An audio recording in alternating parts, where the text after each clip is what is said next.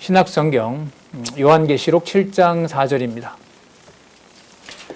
요한계시록 7장 4절 우리 개역성경으로 보겠습니다.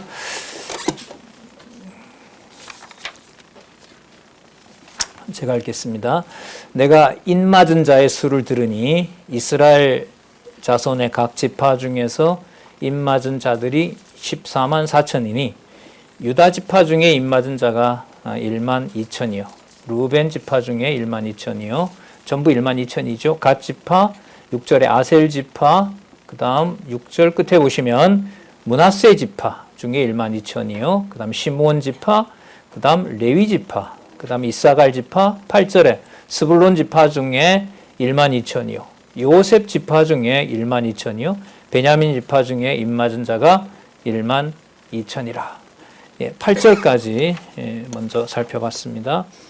우리 개역성경과 함께 우리 함께 참고하고 또 우리 강론을 이해하는데 우리 성경 강론 18권입니다. 9676페이지부터 성경 본문과 또 중요한 주석을 참고해서 성경 강론을 이어가도록 하겠습니다. 먼저 우리 잠시 개론을 보시면은요, 6장과 7장이 주의 권세에 대한 이상을 보여줍니다. 이상은 뭐 이렇게 편지를 쓰듯이 자기가 생각하거나 또 골몰해서 이게 아닙니다. 그냥 받아쓰기입니다. 보여준 대로 받았어. 이렇게 되어지는 게 이상이죠. 그러니까 성경 권위 중에서 하나님의 권위가 절대적 권위로 역사한 것이 바로 이상이라고 보시면 됩니다. 바울 서신서 같은 경우에는 그렇지 않죠. 서신서 같은 경우에는 구체적인 대상을 그야말로 대면해서 대화하듯이 이게 전부 성경 권위가 성도들의 삶을 이끌어가는 방식들입니다. 그러니까 여러분들과 제 어떤 영혼을 아까 장로님 얘기하셨던 그 루아흐가 하나님의 영이거든요. 예를 들면 그 노아 홍수 이후에 하나님께서 바람을 불어서 잠잠케 하는 그런 능력부터 생기를 불어넣는 거 자체가 전능하신 하나님 여호와의 사역과 직결된 개념들이죠. 그걸 온전히 받은 자들이 그림자로 이스라엘 백성들이었던 거고요. 그게 이제 중생한 자들에게 예루살렘에서부터 땅끝까지 유대인과 이방인들을 포함해서 창세전 자기 자녀임을 확증해주는 일로 이 세상에서는 이제 영혼을 살리는 일로 드러난 거죠. 자, 그 모든 이스라엘 백성을 비롯해서 그 다음에 이방인들에게 또 하나님의 능력의 권세가 진리의 말씀으로 다양하게 역사합니다.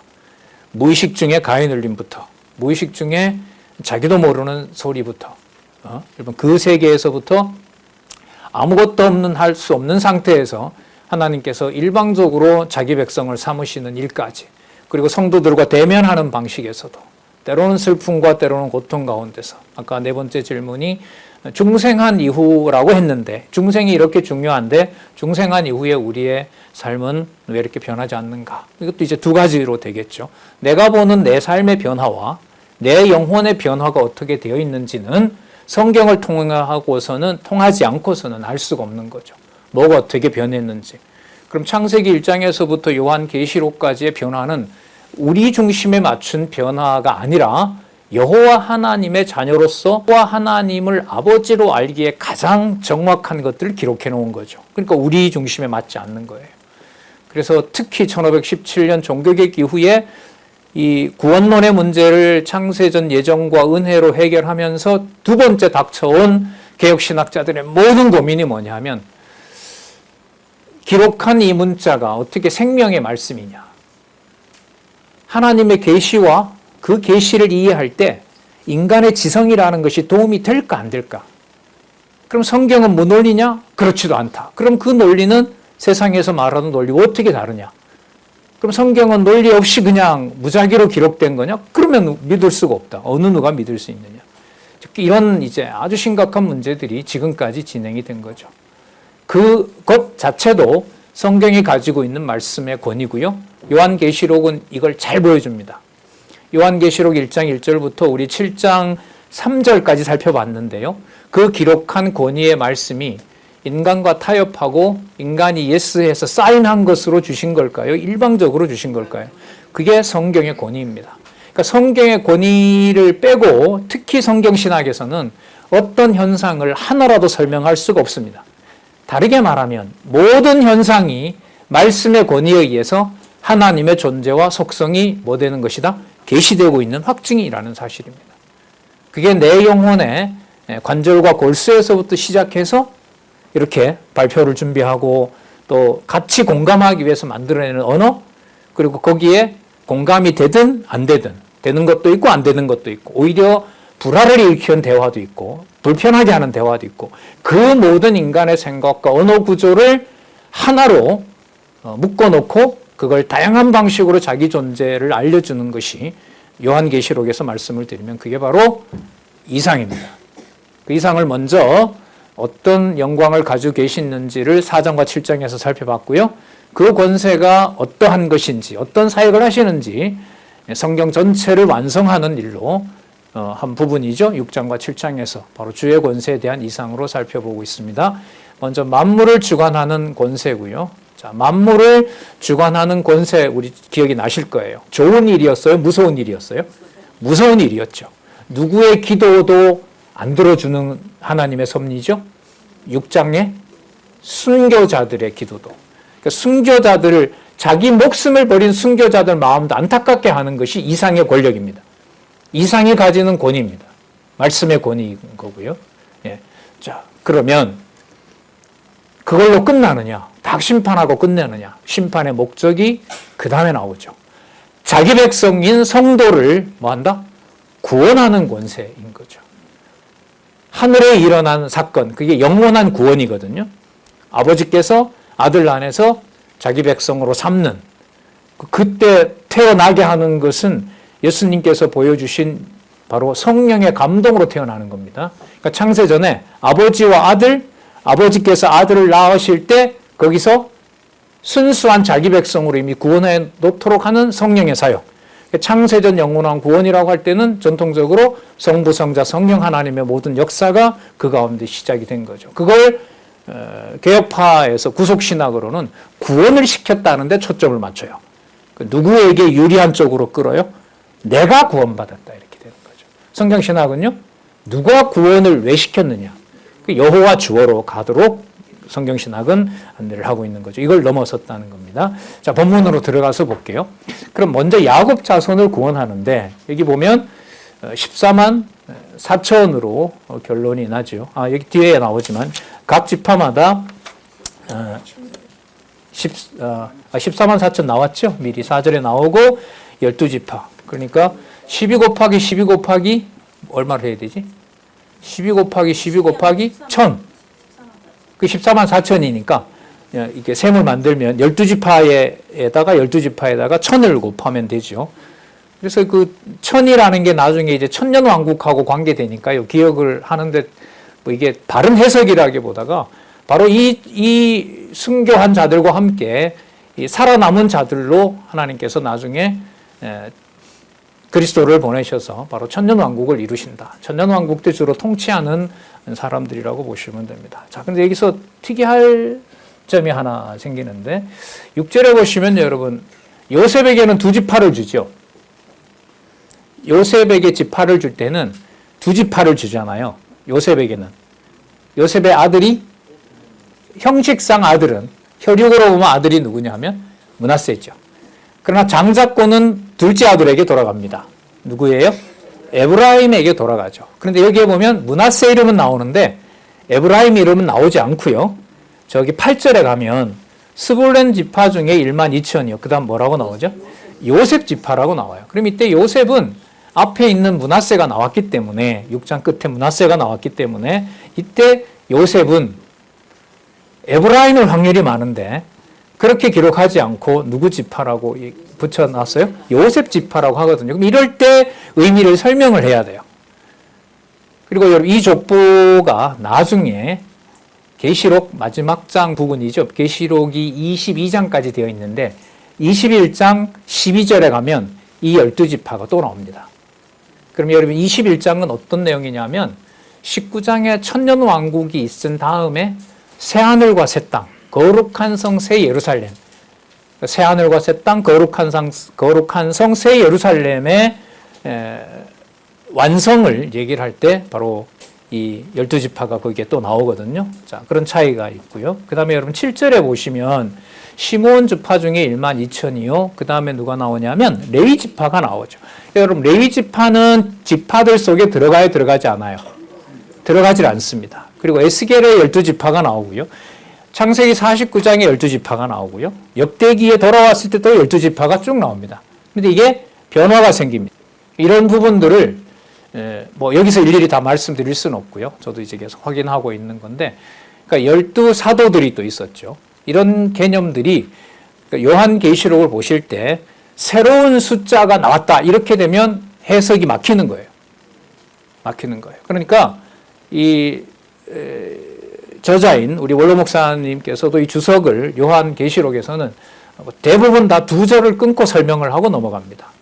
그만큼 창세기부터 지금까지 강론했던 모든 내용들이 언약과 성취 구도로 설명을 해야 되잖아요.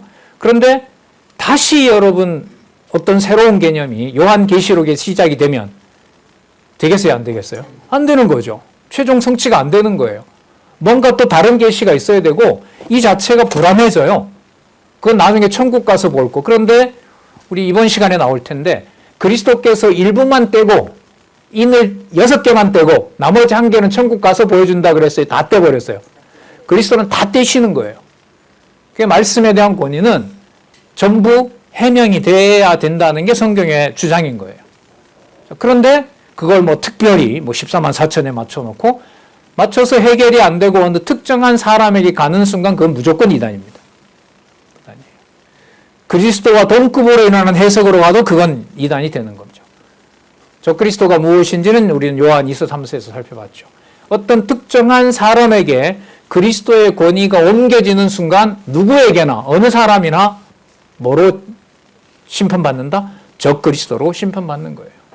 이게 무서운 심판이죠. 그게 얼마나 무서운지를 지금 6장에서 보여줬고요. 7장에서는 성도를 구원하는 권세를 알려줍니다.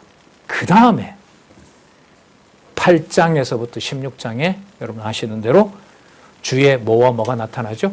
진노와 심판이 나타납니다. 주의 진노와 심판이 나타나요. 네, 계속해서 봐갈 텐데요. 자, 그 문제들이 지파에 대한 개념들이 새하늘과 새 땅 그리고 거룩한 성 새 예루살렘으로 가면서 그런 변화가 있다는 것을 좀 말씀을 드리고요. 그런 것들은 성경 본문에 들어가서 일일이 찾고 비교하고 또 성경에서 답을 얻어내야 된다고 봅니다. 자, 어느 지파가 빠져 있냐면요. 단지파가 빠져 있어요, 여기에. 단지파. 그런데 에스겔에는요, 단지파가 들어가 있어요. 자, 이건 좀 지엽적인 문제이기 때문에 또 관심 있으신 분들이 거기에 대해서 함께 공부를 하고요. 다음에 기회가 되면 함께 그 의미들을 밝혀보는 시간이 있었으면 좋겠습니다. 단지파는 가장 열왕기상에 보면 부패한 지파죠. 그러니까 하나님의 이름을 거역하는 자에 대한 심판 의미가 12지파 선택의 기준이구나라는 걸 알 수 있어요. 창세기에서부터 끝나서 요한계시록 21장 12절까지 여러 번 나타나는 12지파에 대한 해명은 성경 개론에서 제시하고 있고 성경대로 가는 순서로 본다면 교회의 승리는 반드시 무엇을 동반하냐 하면 영광과 권세는 심판이죠. 6장에서 우리 심판 받잖아요. 그 심판은 자꾸 반복하지만 순교자들도 부담스러운 바로 그런 심판입니다. 이거 진짜 나중에 부담스러워지죠. 천년왕국 때 죄 없이 악행 없이 생육 번성한 자들을 전부 사단에게 맡기는 일이 벌어집니다. 그걸 누가 감당하겠어요? 꼭 저렇게 해야 거룩성이 성도에 대한 만족스러움이 생기나? 저 여호와라는 신은 꼭 저런 방식으로 순전하고 정직하여 악에서 떠난 욥을 꼭 그렇게 친구들 앞에서 기력도 없는데 말로는 이기게 하고 혼자 남았을 때 죽여달라고 하는 그 방식으로 꼭 전능성을 드러내야 되는 분이냐? 그 의문 앞에서는 이 의문은 요한계시록 교회의 승리를 통한 성취에서는 더 말문마저도 못되게 합니다. 이렇게 막막해지는 게 왜 승리야? 승리는 여러분 적어도 기쁜 표정이나 뭔가 환호가 있어야 되는 거 아니에요. 그런데 순교자들도 답답해하고 빨리 풀어달라고 얘기를 하고, 그리고 정작 이 기록을 하게 하는 사도 요한은 다니엘처럼 기쁜 순간보다가 뭐 하는 순간이 많아요? 처음에 기절하고 울고 왜 저렇게 해야 되는지 묻고, 장로님들 어떻게 해야 돼요? 어떻게 해야 되겠냐? 저는 모르잖아요. 빨리 대답해 주세요. 이 사도 요한이 답답해합니다. 그 내용의 순서들이 그러므로 교회의 승리를 위한 예수가 그리스도임을 성취한다. 왜냐하면 쉬운 일이 아닙니다. 그러니까 마음 편히 가려면 언약과 성취만 계속 반복하면 돼요. 본문의 순서로 안 따라가면 돼요. 근데 그거는 아니잖아요. 그럼 강론집을 왜 적어 놨겠습니까? 예. 자, 그 다음에 7장 9절에서부터 17절 누가 드러나 볼까요? 이방인 무리를 구원합니다. 자, 9절 볼게요. 10절까지 구속받은 이방인의 무리가 보좌와 어린 양 앞에 찬양합니다. 이 일 후에 내가 보니 각 나라와 족속과 백성과 방언에서 아무라도 능히 셀 수 없는 큰 무리입니다. 셀 수가 없어요. 바다의 모래발과 하늘의 별은 여러분 셀 수 있어요? 없어요? 없을까요? 셀 수 있다고 그러던데요. 카운트하면 될 거 아니에요. 좋은 기계를 가지고. 자, 셀 수 없다라는 은유적인 표현이 아브라함에게 나오지만 그것 감히 헤아릴 엄두조차 낼 수 없는 누가 있는 거냐 하면 큰 무리가 있는 거예요. 자, 그들이 왜 택자들이냐? 그 다음에 나오죠. 무엇을 입고 있어요? 흰옷을 입고 있죠. 흰옷을 입고 있어요. 흰옷이 뒤에 이제 설명이 나옵니다. 왜냐면요, 예수님 어린 양의 붉은 피에 빨게 되면 흰옷이 나와요. 그럼 이게 물질적인 개념이 아니고요. 차원이 다른 겁니다. 차원이 다른 거예요. 여러분들과 제가 그리스도 중생을 했다고 한다면 어린 양 주 예수 그리스도의 대속의 피가 아니면 우리의 물과 우리의 영혼과 우리의 신체는 어떤 것도 하나님 앞에 받아들일 수 없어요. 제사장 될 수가 없죠. 마리의 왕 같은 제사장인데 신체에서 말하고 생각하고 하는 모든 것들이 정당하고 의롭지 않은데 어떻게 하나님 앞에 그 제사를 드릴 수가 있어요? 그걸 오늘 우리 연구반에서 중요한 걸 배웠죠. 예수의 사역상의 우월성. 그게 지금 진행이 되고 있잖아요. 자, 흰옷을 입고 손에 종려가지를 들고. 자, 종려가지는 어디에 등장하냐면 예수께서 죽으시기 위해서 예루살렘으로 입성할 때 그때 겉옷 벗기고 송려나무 갖다 끌고 송아지 타고 예수님 입성하시고 구약의 언약대로 자, 그걸 떠올릴 수가 있습니다. 그거는 바로 뭐냐 하면 흰옷 입은 자가 종려나무를 들었다는 것은 복음서의 성취인 거고요. 그 다음에 어린 양의 통치가 있어야만 또 통치로 인해서 헤아릴 수 없는 많은 무리가 그리스도의 성도가 되었다는 의미겠죠. 자, 알 수가 없어요, 여러분. 누가 구원받았느냐? 글쎄요. 이 구절을 생각하면 함부로 던질 수 없는 물음이라고 봐요. 하지만 하나님께서 실수하시는 분은 아니니까요. 아벨의 때로부터 시작해서 그리스도가 오셔서 통치하실 최후의 심판까지 헤아릴 수 없는 큰 무리가 바로 하나님의 자녀 되어 있다는 사실. 자, 보좌 앞과 종려가지를 들고 보좌 앞과 어린 양 앞에 서서 이때 보좌는 누구와 누가 함께 있는 자리냐 하면 아버지와 아들, 그러니까 여호와 하나님과 예수 그리스도가 분리될 수 없는 곳이 보좌이고요. 사역을 수행할 때는 아버지와 아들이 분리됩니다. 사역상에서는 분리되지만 보좌의 영원하심으로 보면 아버지와 아들이 분리되질 않습니다. 마치 요한복음 1장 1절에 있는 대로 태초에 말씀이 계시니라. 그 말씀이 하나님과 함께 계셨고, 그러면 누구와 누구가 따로 있는 거예요? 하나님과 로고스가 따로 있는 거죠. 하지만 분리된다 안 된다? 절대로 분리되지 않는다. 그래서 요한계시록의 주어가 한 대여섯 군데 나옵니다. 하나님 아버지, 그러니까 주 하나님이 8번인가 9번 나오는데요. 그건 여호와 하나님으로 번역이 바뀌어져야 된다고 제가 말씀을 드렸고, 그러면 여호와 하나님, 주 예수 그리스도라는 개념은 분리되질 않습니다. 분리되질 않는 그 원천이 어디냐 하면 지금 보시는 대로 보좌 앞과 또 누가 나오죠? 어린 양 앞, 보좌에 앉은 여호와 하나님, 바로 거기에서 사역을 하는 어린 양, 이렇게 주 예수 그리스도 이렇게 되죠. 큰 소리로 외쳐가로되 구원하심이 보좌에 앉으신, 그 다음에 나오네요. 뭐라고 나오죠? 우리 하나님과 어린 양에게 있도다. 아까 10절에 나라와 족속과 백성과 방언, 이 개념은 동일한 개념이 창세기 10장에 나오죠. 창세기 10장이 무슨 내용이냐면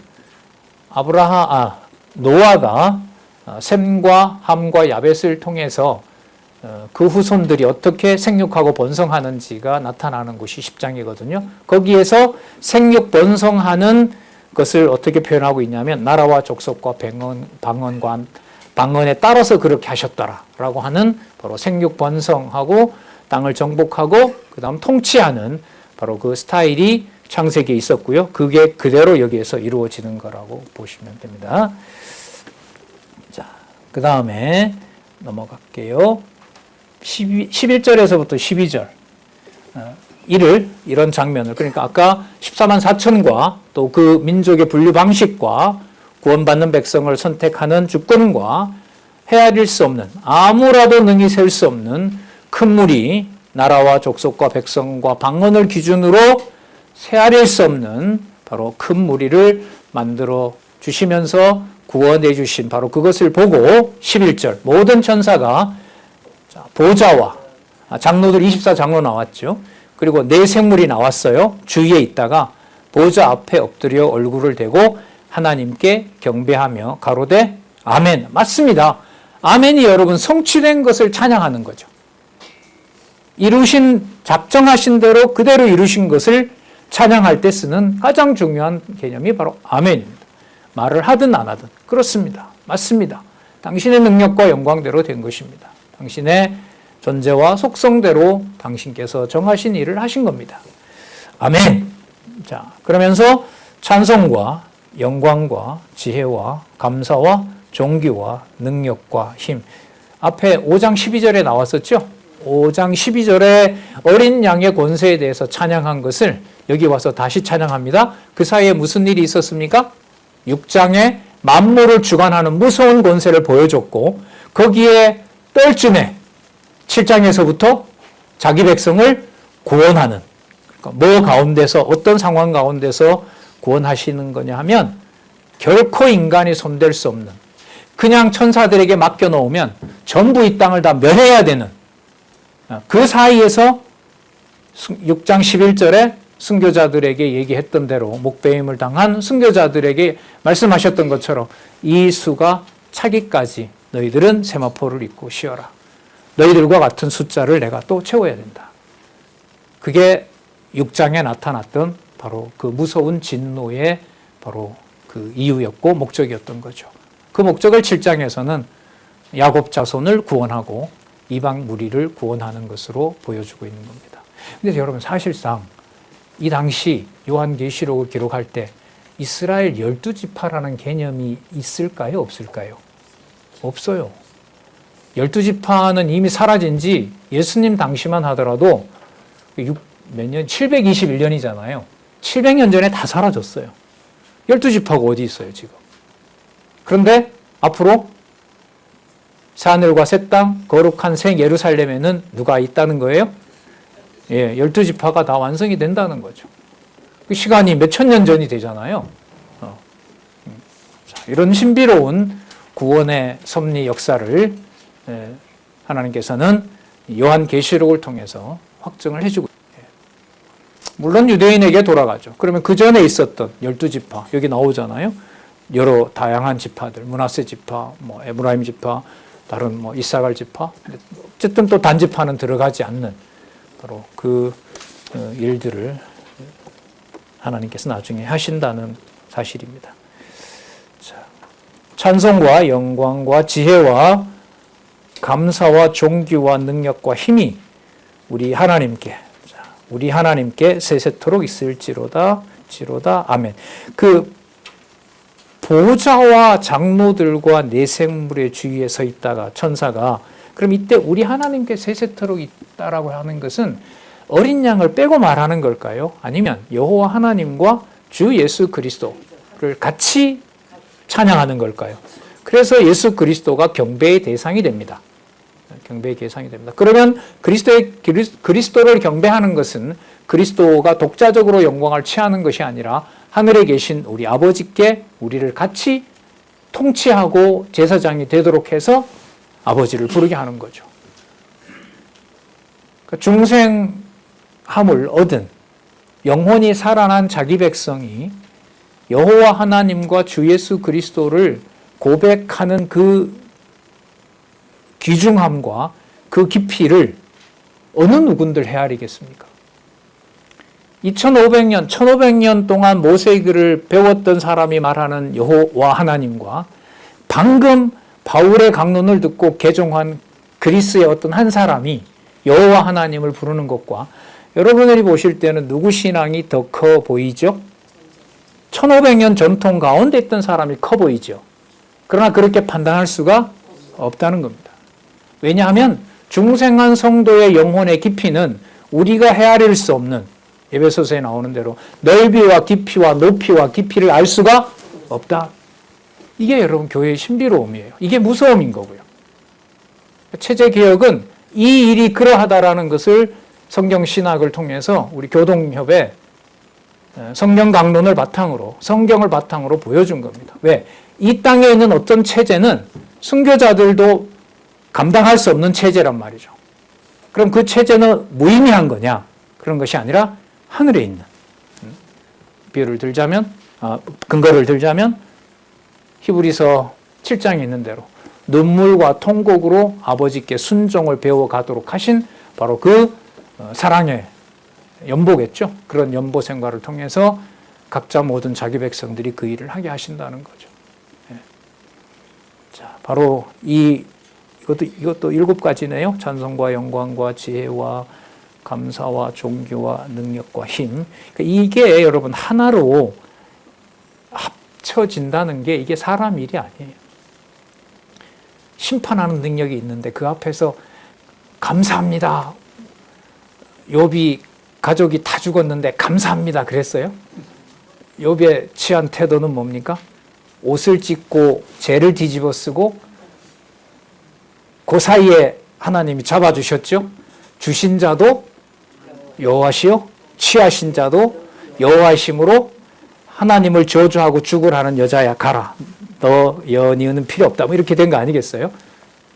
그렇게 치고 악에서 떠난 순전하고 정직한 욥을 치고 욥에게 알려주는 영혼의 신비로움은 주신 자도 여호와이시요 취하시는 자도 여호와이시라는 바로 그 고백을 이끌어내도록 한 거잖아요. 그 고백 속에 교회의 승리, 그리스도가 통치하는 교회의 승리, 가정교회를 포함해서 거기에는 어떤 찬송이 드러나느냐?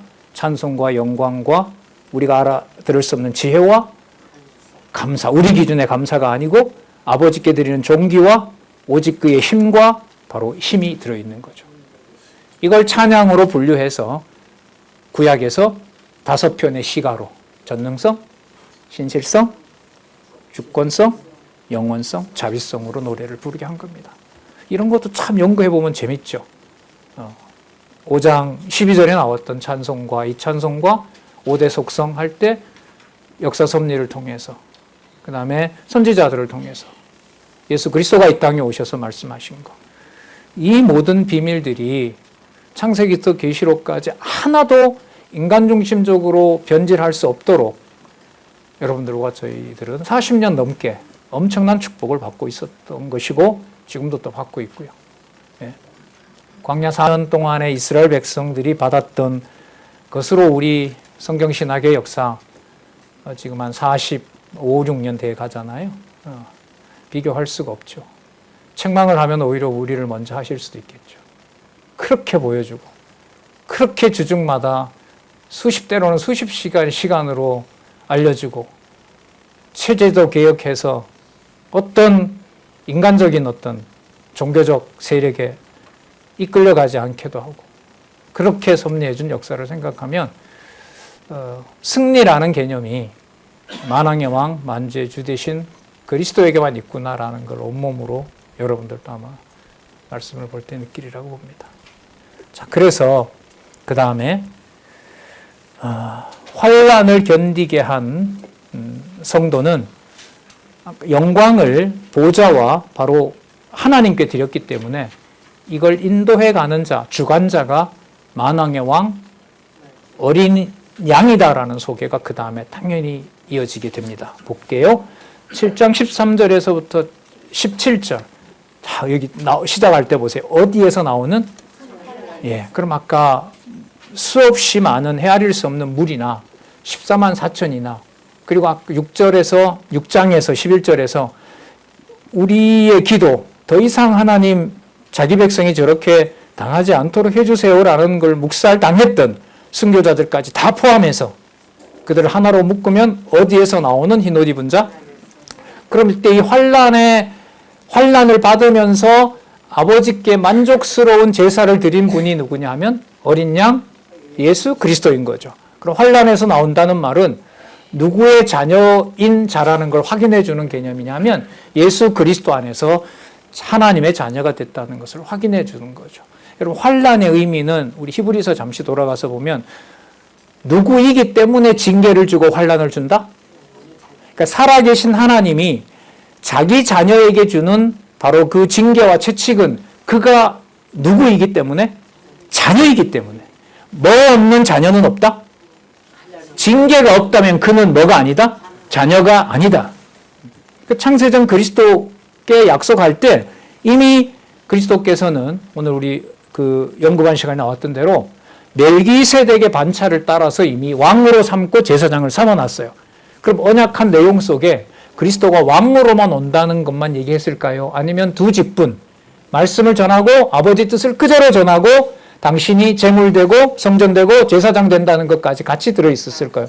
그게 여러분 그리스도의 비밀이잖아요. 기름 부음 받은 자, 선지직, 왕직, 제사장직. 그러니까 어떤 경우에라도 창세전 아버지의 아들로 세 가지 언약을 받은 그리스도이기 때문에 입술을 여는 순간 골격이 어떤 힘을 들여서 뭔가를 발설하려는 액션 하나하나에도 아버지가 정하신 뜻을 그는 거역할 수가 없어요. 왜냐하면 선지직이기 때문에. 영원한 선지직을 받은 분이기 때문에 그걸 요한복음에 가면 그러죠. 아버지께서 내가 말할 때 입술의 명령을 담아둔다 그럽니다. 입술의 명령을 담아둔대요. 마리아와 가족이 왔을 때 누가 내 형제며 자녀냐라고 책망하는 데서부터 사단아 물러가라고 베드로에게 책망하는 데서부터 그리스도는 바로 그가 삼직을 가지신 영원한 아버지의 뜻을 가장 잘 아는 분이기 때문에 입술에 명령을 내릴 때마다 전적으로 그리스도는 바로 아버지를 만족시키는 가장 큰 지혜를 가진 분인 거죠. 그러면 그게 권위만 부리느냐? 저 같으면 이제 반박을 하죠. 그러면 예수님이 이 땅에 오셔도 예수님만 하지 우리는 그걸 어떻게 합니까? 같이 부르게 해줘야지. 그래, 같이 부르게 해주겠다. 그래서 제사직도 주겠다. 이걸 누가 보증을 하시죠? 아버지가, 그리스도와. 그게 단번에 드린 영원한 제사. 그게 제사 사역상의 우월성을 우리 지금 연구반에서 오늘 다루었죠? 7장에서부터 다루고 있는 거죠. 그러면 내버려 두느냐? 아니에요. 무슨 직이 남아있죠? 왕직이 남아있잖아요. 왕직. 자, 하여튼 놀라운 모든 이 언약들이 여기에 와서 이제 다 모아지고 있습니다. 좀 더 볼게요. 장로 중에 하나가, 여러분 장로 이러면 뭐가 생각이 나실까요? 라고 질문 안 하고요. 장로들이 입에 그냥 저도 이게 붙어가지고 자, 24장로들 그리고 요한계시록에서 중요한 것은 장로들은 말씀을 받은 자들. 히브리서 13장 마지막 장에 부탁한 것은 그 말씀을 전하는 장로들을 잘 따르라고 얘기를 하셨고요. 요한계시록의 2장과 3장의 아시아 7교회를 얘기를 할 때 그 말씀을 받는 수신자들이 교회의 사자들이죠. 그 교회의 사자들이 누구예요? 장로들입니다. 장로는 신앙의 시간 순서로 보면 먼저 깨닫게 한 분이고요. 생물학적으로 유사한 구조를 가지고 있죠. 그 다음에 중요한 게 있어요. 가족을 지켜야 되는 부모의 목처럼 그는 반드시 감독을 해야 돼요. 그래서 장로라고 할 때는 환란 속에서 나오는 장로는 두 가지입니다. 말씀 모르면 안 돼요. 왜? 말씀을 모르고도 자기 몸에 불사름에 내어 던질 수 있거든. 말씀 모르고도 성인이 될 수 있단 말이에요. 바울의 편집글과 상관없이 희생할 수 있어요. 저 참 이게 어려웠어요. 진짜 어려웠어요. 우리 양동주 장로님 이렇게 우리 지난번 세미나 하면서 계속 이 질문을 던지시는데 많은 고민을 하시겠구나. 진짜 고민이 되죠. 이 지상에 온 일을 위해서 자기 모든 걸 다 던진 사람 얼마나 많아요? 그들에게 마음이 끌리죠. 참 고마운 분이다. 그런데 성경은 자기 몸을 불사름에 내어줘도 사랑이 없으면, 하나님이 인정한 아가페가 아니면 nothing, 아무것도 아니다. 이 명제를 어떻게 소화를 하고 설명을 합니까? 그건 일반 은총이잖아. 답은 맞아요. 그게 그렇게 마음으로 이해될 수 있는 성격이 아니죠. 하늘에 속한 것을 가르쳐주지 않으면 요한계시록에 나타난 승리라는 개념이 무엇인지 성경을 통해서 확인하지 않으면 절대로 풀릴 수 없어요. 물론 요한계시록을 이해하려면 또 앞에 있었던 투쟁도 있어야 되고, 그 다음에 무정도 있어야 되고, 양육도 있고, 세워주셨으니까 그런 거지. 뭘 세워줬느냐? 이 땅에 예루살렘에 세운 게 뭐며 땅끝까지 세워주는 게 뭐냐? 근데 결국 그거 다 없어질 건데. 그럼 이 몸을 가지고 요만큼 살아야 되는 내 인생에 실체 중에 실체를 하는 게 뭘까? 이거는 굉장히 깊은 고민이죠. 이걸 성경신학에서는 펼치자마자 창세기부터 계시록까지 다 누구 중심에 맞춰주는 안내를 하고 있죠? 여호와라는 이름. 내가 여호와의 이름이 내 모든 것을 주관하는 거구나. 이게 히브리 4장 12절에 그토록 좋아하는 살았고 운동력 있는 하나님의 말씀. 그 말씀의 운동력이 교회를 통치하고 있다. 말씀으로 잘 아시는 얘기입니다. 자, 장로 중에 하나가 응답하여 내게 이르되 이 흰옷 입은 자들이 누구며 어디서 왔느냐? 그걸 사도 요한에게 물어요. 내가 가로되 내 주여 당신이 알리다. 제가 어떻게 합니까? 그가 나더러 이르되 이는 누구라고 하냐면 같이 읽어볼까요? 자, 큰 환란에서 나오는 자들인데 어떤 자? 어린 양의 피에 그 옷을 씻어 희게 하였느니라. 여러분 붉은색과 흰색은 이런 방식으로 소개하는 데는 없습니다. 그렇다면 여러분 이때 어린 양의 피라고 하는 것은 그 단지 피만 말할까요? 육신의 몸을 입고 오신 그리스도의 전체 삶을 말할까요? 그러니까 사도행전 1장 11절까지 이 땅에 계셨을 뿐만 아니라 그분이 승천하시고 약속하신 대로 성령을 보내주시고 그 모든 일이 결론이 났을 때, 완성했을 때 재림하시고 재림 후에 천년왕국을 통치하신 다음에 다시 사단에게 잠시 맡기고 그 다음에 최후로 새하늘과 새 땅, 거룩한 성 새 예루살렘에 오시는 바로 그분의 통치가 바로 어린 양의 피라라고 정의를 하시면 됩니다. 따라서 그 물리적이고 단색깔의 그것만 얘기를 하시면 안 되는 겁니다. 복음서만 보더라도 말씀드려볼까요? 사도행전 3직 중에 한 직만 있나요? 모두 다 있나요? 모두 다 있죠. 그분은 왕이 되시고 선지자 되시고 왕 되시고 제사장 되시고 그게 어린 양의 피 속에 들어있는 거예요. 왜냐하면 바로 이 피에 그 옷을 씻어 희게 하는 어린 양을 나중에 다 말씀을 하고 17장부터 이제 음녀가 나타나면서 이 땅에 심판이 시작되거든요. 그때 17장에 가서 뭐라고 밝히고 있냐 하면 요한계시록의 주제이잖아요. 만왕의 왕, 만주의 주, 어린 양 이렇게 얘기를 하죠. 그게 지금 계속 이어지는 거예요. 어린 양의 피에 그 옷을 씻어 뭐하게 하였다? 희게 하였다. 아까 허다한 무리도. 그러면 여러분 순교자들이 있는 세보포나 그리스도의 통치를 성령을 통해서 말씀으로 우리가 중생하고 살아가는 우리나 그 본질상에는 다른 게 없어요.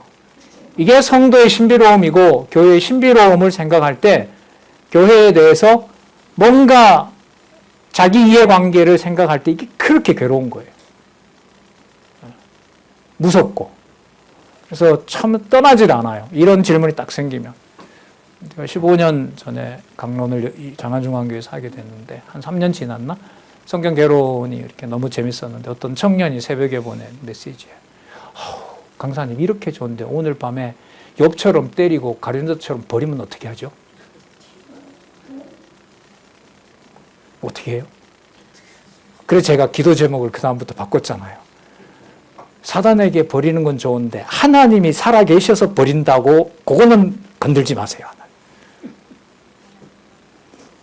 그 말은 택한 백성일까요? 아니면 택한 백성 아닐까요? 누구 이름이 기억되니까? 누구한테 망하더라도, 사단한테 망하더라도. 그 다음부터 몰라요. 저도 헷갈립니다. 그 이름은 놔두십시오. 그러면 여러분 성경 전체의 주제를 여호와의 계시, 여호와가 계시지 않는 곳이 없고 하시지 않는 일이 없다. 그게 바로 여러분 여호와 계시라는 성경신학의 귀한 성경의 주제와 관련이 되는 거죠. 15절 그러므로 그들이 하나님의 보좌 앞에 있고 그 성전에서 밤낮 하나님을 섬기매 왕 같은 제사장이니까요. 보좌에 니가 그들 위에 장막을 치시리니 이들이 어린 양의 피로 거룩하기 때문에 거기에 뭘 지을 수 있어요? 성전 지을 수 있는 거죠. 이게 무슨 얘기예요? 왕국이자 동시에 성전이 되는 겁니다. 그래서 22장에 가면 거룩한 성, 21장에 거룩한 성, 새 예루살렘, 새 하늘과 새 땅. 통치와 하나님을 경배하는 성전이 분리되지 않고 하나가 되는 거죠. 그러므로 그들이 하나님의 보좌 앞에 있고 또 그의 성전에서 밤낮 하나님을 섬기매 보좌에 앉으신 이가 그들 위에 장막을 치시리니 우리 16절부터 17절까지 같이 읽어보겠습니다. 시작. 제가 다시 줄이지도 아니하며 목마르지도 아니하고 해나 아무 뜨거운 기운에 상하지 아니할지니 이는 보좌 가운데 계신 어린 양이 저희의 목자가 되사 생명수 샘으로 인도하시고 하나님께서 저희 눈에 모든 눈물을 씻어 주실 것이미로다. 여러분 17절에 한 10개의 개념들이 나오잖아요. 이 모든 개념들이 예를 들면 보좌, 그 다음에 어린 양, 목자 되신다는 거, 생명수 샘으로 인도한다는 거, 생명수 샘, 하나님께서 저희 눈에 눈물을 식힌다는 거, 이 모든 것들이요. 제가 좀 찾아봤는데 이게 창세기 2장 10절부터 시작해서요. 이사야, 시편, 에스겔, 특히 이사야서 까지 해당하는 개념들이 전부 여기에 담겨 있습니다. 그러면 언약과 성취라는 것을 확인할 수가 있고 오늘 확인한 본문에서도 오직 누구를 찬양하도록 하신다? 아까 7가지 능력을 가지고 계신 우리 하나님께, 그리고 그 보좌는 아버지 하나님이 어린 양에게 맡겨놓은, 그리고 성자와 그 다음에 성부 하나님의 분리될 수 없는 영존하시는 하나님에 대한 찬양과 함께 바로 이스라엘 백성들뿐만 아니라 허다한 셀 수 없는 무리도 보호하고 계신다. 어디 가운데서 빼어낸 반드시 환난 가운데서. 그런데 그 환난을 멸하는 것이 아니라 그리스도의 피로부터 피에 씻어서 뭐하게 된, 희게 된 거룩한 백성이라는 사실을 우리는 여기서 확인할 수가 있습니다. 그래서 요한 1서에서 의문을 가지고 있던 성도를 위하여 죽는 것이 마땅하니라는 요한계시록에 와서 교회 승리를 통하여 답을 더 명확하게 주시는 것으로 다시 한번 확인할 수가 있습니다. 구리동전 2개를 드리는 일이나 그리스도의 평가에 의하면 자기에 있는 세상, 자기에게 주신 생명을, 진리의 말씀을 순수하게 지키고자 하는 교회의 지도자가 돼서 흘린 보혈이나 그리스도가 보실 때는 그 본질이 바로 다르지 않고 귀하다라는 사실을 다시 한번 기억을 하게 됩니다. 자, 오늘 7장 내용까지 살펴봤고요. 자, 그러면 8장에서부터 16장에 주의 진노와 심판이 아무리 무섭더라도 7장에 약속하신 내용들은 결코 사라지지가 않는다. 사라지지 않음으로 여호와를 경외하게 할 때 거기에는 전능성만 드러나는 것이 아니라 끝까지 보살펴 주셔야 되니까 이 무서운 전능성 속에서도 신실하심이 드러나고요. 누구 방식대로 해요? 여호와 하나님의 방법대로 하죠. 그걸 주권성이라 그럽니다. 잊고 가서 쉬어라. 숫자 채울 때까지. 그런 방식이 어디 있습니까? 이게 내 방식이다. 악인도 악한 날에 뒀기 때문에 써야 된다. 그리고 그 숫자 채워야 된다. 그리고 그건 더할 수도 없고 덜할 수도 없고 창세전 너와 맺었던 언약이다. 근데 그게 무자비가 아니고 그게 사랑이다. 이 5대 속성과 아까 읽었던 어린 양, 우리 하나님이 가지고 있는 속성과 분리될 수 없다는 것을 다시 한번 확인을 했습니다. 다가올 주의 진노와 심판, 이제 역사적 사건의 해석까지 상세하게 소개하면서 전개가 됩니다. 예습은 말씀을 안 드려도 하시리라고 믿고요. 다음 시간에 뵙도록 하겠습니다. 기도하겠습니다.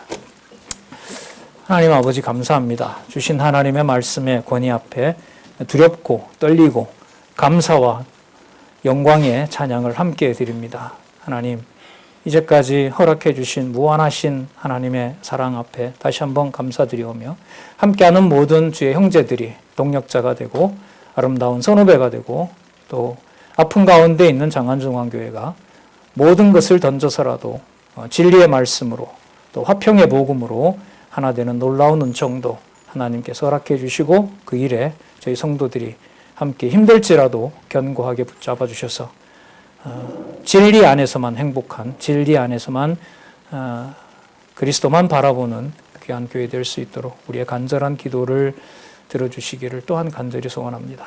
예수님의 이름으로 기도드렸습니다. 아멘.